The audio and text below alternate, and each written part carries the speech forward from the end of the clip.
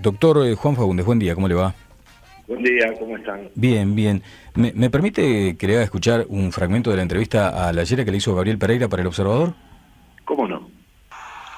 Inercia del Estado, o miedo o temor del Estado de tomar decisiones difíciles para contener. E iniciar, es decir, la investigación clara, que ya está, solo hay que reunirla y decir, bueno, no. Esto hoy lo podemos parar. Indudablemente vamos a tener que tomar medidas que no son muy simpáticas a los derechos humanos. Bueno, allí habla de la necesidad de tomar medidas no muy simpáticas en materia de derechos humanos, por ejemplo. ¿Algunos comentarios sobre esto, Juan? Mira, yo esta semana me ha pasado algo nuevo en mi vida, que es estar de acuerdo con un fiscal y ahora con un jefe de policía, ¿no? En la misma semana casi. Que fue un tema con Pacheco y lo que resolvió respecto de León, y ahora lo que dice la Yera, que, a ver, esto no pretende ser una lucha de egos ni nada por el estilo, es algo parecido a lo que personalmente vengo diciendo hace años, ¿no? Y que hay gente que me ha escuchado decir con respecto a, por ejemplo, el crecimiento poblacional de zonas que no podemos decir marginales, como dice un amigo, son expulsados, no están al margen, ya están fuera del margen de la sociedad. Y que ese crecimiento es absolutamente exponencial respecto al crecimiento de la clase media. Esto es, mientras que la clase media tiene 1 o 2 hijos, en estas zonas se da un promedio de 4 o 5 hijos. Y eso es de lo que está hablando la Yera. Y son, yo también lo he manifestado en algún congreso, capaz que resulta medio chocante decirlo en una radio, pero es importante este momento, y ya que el jefe de la Policía Nacional lo ha dicho, son nacimientos en contextos de violencia absoluta. Y eso va a repercutir de acá a 10 años, o sea, ya está repercutiendo, ¿no? Pero de acá a 10 años va a ser, yo te diría que vamos a tener entre un 15 y un 20% más de hechos de violencia comparado con la situación actual. Y así sucesivamente si no se toma una resolución sobre cómo enfrentar el problema. ¿Y esas medidas, Juan? Bueno, mira, yo sigo creyendo en que hay que atacar la base desde el punto de vista social y no con lanzallamas, ¿no? Uh-huh. Por ejemplo, con la intervención en lo que tiene que ver con la planificación familiar.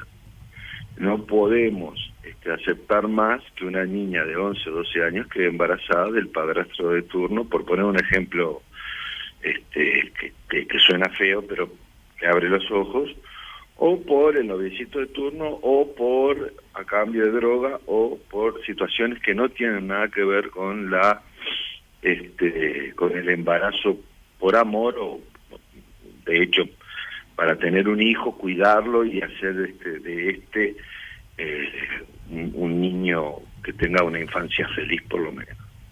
Eso no sucede en el ámbito en el que estamos hablando, y cada vez más se reduce la edad del ingreso a la actividad violenta delictiva, ¿no?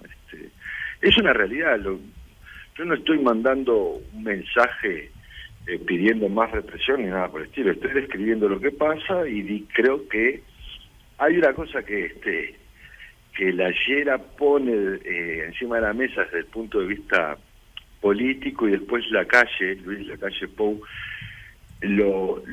¿cómo te podría decir? Lo ubica desde el punto de vista geográfico, y es algo que también, repito, sin ningún ánimo de competir en quien dijo que, también personalmente vengo diciendo hace mucho tiempo de que el MIES no puede estar en 18 de julio y Ejido. No es la manera de solucionar estos problemas.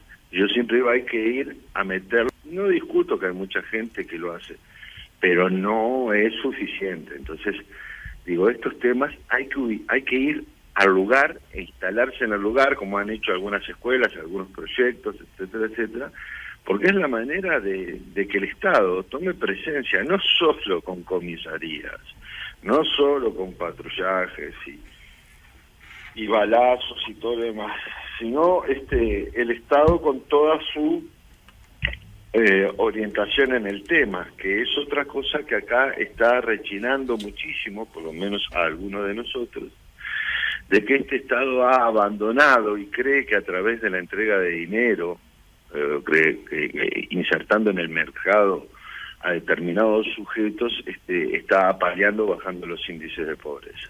Juan. Ese dinero también sirve para celulares y armas, perdón. Juan, sí, Fabián Werner te saluda. Vamos, ahora que hablas del tema del Estado, vamos a escuchar una parte de la entrevista con Layera en la que él habla de esta especie de... utiliza la palabra compartimentación del Estado entre, por un lado, la policía y por otro, por ejemplo, el MIDES. Esto es lo que decía Layera. Lo que pasa es que nosotros ahí caemos en que el gobierno está muy compartimentado. Para la policía no accede a determinada información que tiene el MIDES, porque el concepto es que es información reservada, que no puede ser utilizada. No accedemos muchas veces a la información del BPS, no accede a la información que tiene secundaria, primaria. Vos ahí conformado podés contextualizar más en una zona. ¿Qué te parece esta crítica que hace Layera respecto a esta compartimentación de la información estatal? Mirá, yo realmente ignoro qué potencialidad tiene esa información para lograr algo positivo. O sea, si eso suma, tendría que haber una especie de intercambio. Si suma para que la sociedad mejore en el sentido de disminuir los índices de violencia y que eso a su vez repercuta en los índices de delitos, bueno, habrá que sentarse a hablar. Pero hoy yo te diría que la EDPS puede estar hablando, no sé, de personas que reciban o que paguen, no sé a dónde va. Y la del MIDES, no sé qué será por domicilios, para ver dónde viven, o si tienen algún tipo de trabajo, para ubicarlos. No realmente ignoro cuál es el beneficio a la cuestión general, pero si suma, yo de todas maneras insisto que se está yendo todo de las manos hace tiempo, ¿no? Estamos conversando con Juan Fagundes, abogado penalista y docente de la Facultad de Derecho. Walter Pernas te saluda, Juan. ¿Cómo andás? Muy bien, muy bien. Recién hablabas un poco de atacar, bueno, evidentemente, ¿no?, la situación social, las causas, la base. Pero es cierto que hay una situación de seguridad compleja. ¿Qué habría que hacer en estos momentos? Recién Layera hablaba de tomar algunas medidas que de pronto van a ser cuestionadas desde el punto de vista de los derechos humanos. Bueno, mira, primero te voy a aclarar, cuando me presentaste, te agradezco. Soy cada vez te diré que estoy más de abogado que de docente. Sigo con vínculos en la facultad, pero son muy esporádicos. Aunque el alma del docente, como verán, no se me va. Mira, el ya es una realidad y hay que atacarlo, sí, estamos todos de acuerdo. El tema es que lo que también dice Layera con razón es que vos sacás, pero inmediatamente nace un nuevo líder, que inclusive se matan entre ellos. Por lo tanto, no es solo sacar, es como un bote que empieza a hacer agua y está sacando con el balde y cada vez entra más agua, ¿no? Entonces, sino que tenés que sacar lo que está, pero tenés que empezar a reparar el agujero por donde estás haciendo agua. Son dos cosas que se hacen a la vez. Lo que pasa es que la policía no puede estar para todo. A ver, la policía en este país se supone que está para prevenir, que está para reprimir y que está después para cuidar a las personas que están en la cárcel. O sea, es una función bastante compleja ya la de la policía. Después la parte de ¿cómo te podría decir?, de rotura de determinados valores y enlaces sociales, como puede ser la propia familia o estructura familiar, eso la policía no puede hacer nada, no está preparada para eso. Y en las medidas, por ejemplo, de esto del allanamiento y todo, son entendibles y todo, ¿no? Pero yo, primero que nada, en este momento a la Constitución no la tocaría. Número 2, no creo que la Constitución sea un impedimento para la tarea policial.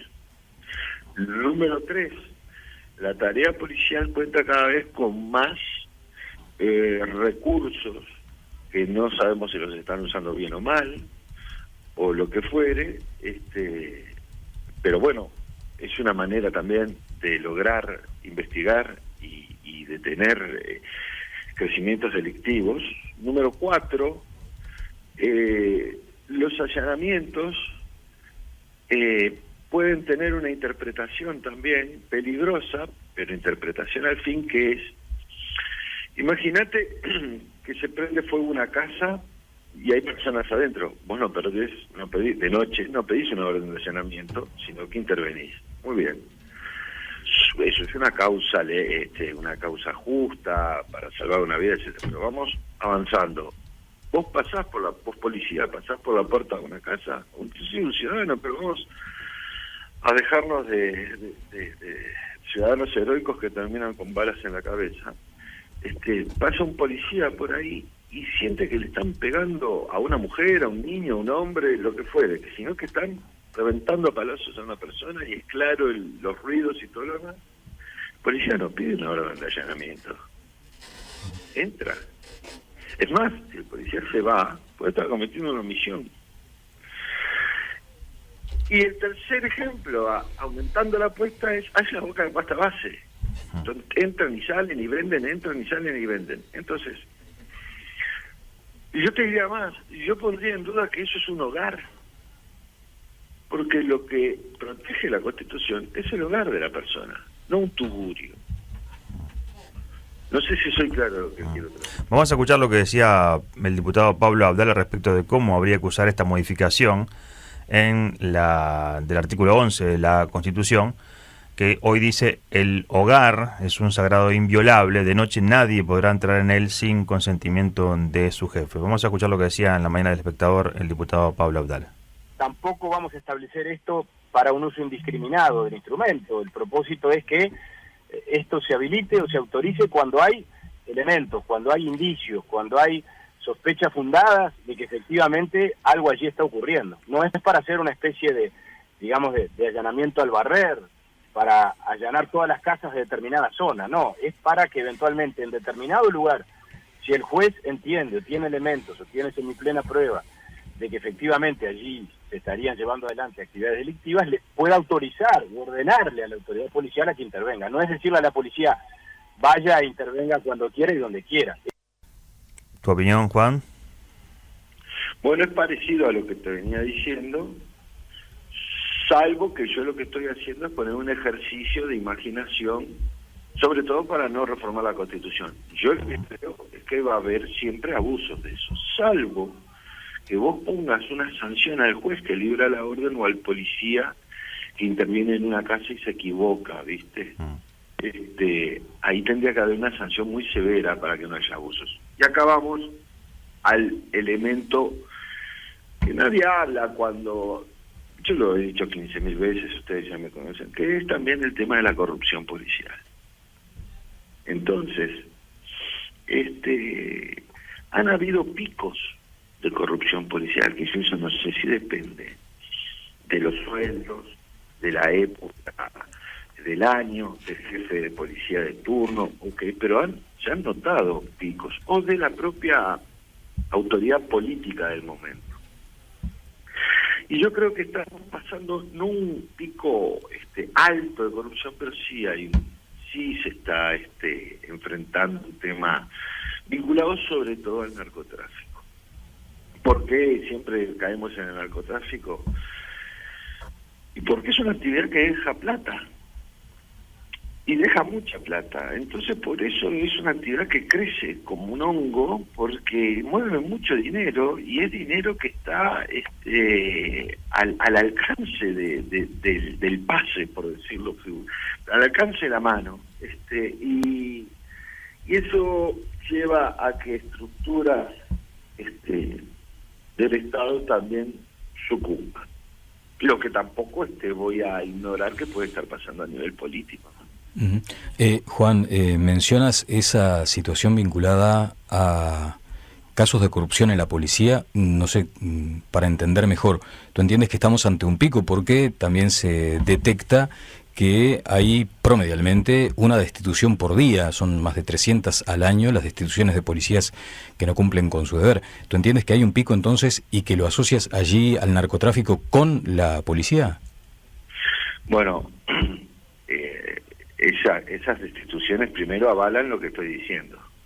No todas son por hechos de corrupción, sí muchas.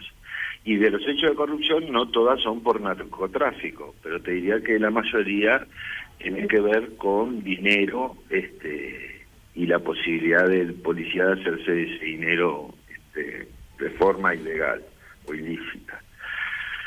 Y bueno, sí, es eso. Lo que también hay a veces en la policía es desidia, ¿no?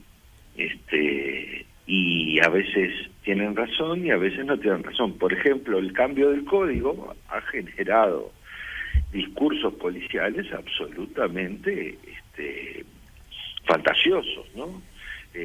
Vuelve a salir, no podemos trabajar, no sabemos qué hacer, estamos, ¿cómo te puedo decir? Desolados, no tenemos apoyo, sí, todo ese discurso sale en masa, ¿no? Y yo creo que en vez de sentarse a quejarse, hay que activar y a la policía darle lineamientos bien claros, ¿no? Sobre todo el policía que está en la calle. O sea, y eso se hace a través de cursos y se hace a través de brindarles la información necesaria para trabajar. Entonces esa desidia también es parte del problema y tal vez también sea parte de la conducción de la propia policía. No lo digo solo de los elementos funcionales, sino también de los elementos políticos. ¿Qué queremos de la policía? ¿Qué buscamos? ¿Dónde está parada la política policial del Ministerio del Interior? Porque no se trata de no dar palos en las manifestaciones, que eso está muy bien, no es que dar palos en las manifestaciones, salvo que la manifestación se convierta en algún núcleo en un ataque delictual. Pero combatir la delincuencia no tiene nada que ver con una manifestación política. Entonces, ese es el momento que está apareciendo arriba de la mesa. Y creo, yo no conozco personalmente a la Llera, me hubiera encantado poder hablar con él, o me encantaría hablar con él un poco para descifrar cuál es la cuestión, pero yo pienso que la cuestión que lo lleva a él a manifestar todo esto, que no es común en un cargo como el que él tiene, creo que es porque lo dice de alguna manera, es el momento para tomar decisiones claras sobre el uso de la autoridad. Yo no digo que se reprima desde el punto de vista fascista, ni que se salga a dar palo desde el punto de vista, de retomar la autoridad y de empezar a acomodar algunas cosas, porque esto se está yendo absolutamente de madre, estamos descarrilando en todo lo que tiene que ver no solo con la persecución, sino también con el tratamiento, ¿no? Y este código, además, que vino también al caso, él creo que lo define como con los problemas que tienen los fiscales. Este código tiene dos problemas básicos. Uno es que falta gente en las fiscalías. Y otro es que personalmente considero, es algo que a mí no me agrada, pero que el lugar físico de las fiscalías va a tener que cambiar, va a tener que pensarse en fiscalía, no sé si adentro de las zonas o adentro de, no de las comisarías, o en un lugar adentro de los barrios, donde la selección de la denuncia no tenga los filtros que tiene hoy por hoy, porque se pierde realmente tiempo y se pierde tal vez la capacidad de resolver cosas que son graves y que quedaron en una bandeja como poco graves. No sé si estoy siendo claro. Sí. A mí no me gusta la idea, pero este sistema va a llevar a eso, a que las fiscalías salgan de la Ciudad Vieja, ¿no? Y para eso se necesita gente también. Y bueno, y que esté bien reglado el contacto con la policía y bien reglada la capacidad de la policía y el para qué. No, el policía no es un maestro, no es un amigo, no es ya aquella esquema del policía que caminaba y pasaba por la puerta de tu casa y te saludaba. Ya eso no existe, ¿no? Y no existe porque se perdió, y yo creo que se perdió también a raíz de la dictadura, ¿no? O sea, porque la policía participó duramente de la represión en la época de la dictadura. Entonces, te diría también, de forma reflexiva, que hoy tenés un ministro Tupamaro con gran enfrentamiento con la policía, y la policía con un ministro al cual de alguna manera, como institución, estoy hablando, enfrentó, porque no descarto que haya mucha gente de izquierda en filas de la policía y todo lo demás. Pero es una cuestión que para los mayores influye mucho, se habla poco, pero influye mucho. Muy bien, Juan Faúndez, abogado penalista. Obviamente hay muchos temas para seguir conversando y lo vamos a seguir haciendo a lo largo del tiempo, porque este es un tema, yo no digo de nunca acabar, pero es un tema complejo que siempre está arriba de la mesa periodística. Juan Faúndez, gracias por este contacto en la mañana del Espectador. No, muchas gracias, y a mí me gustaría que lo de la Llera se trabaje, ¿no? Que no quede como una expresión de alguien que tiró algo arriba de la mesa y bueno, sigamos. Me parece que es algo que hay que tomar y trabajar en todos los ámbitos. Muy bien, un abrazo. Abrazo.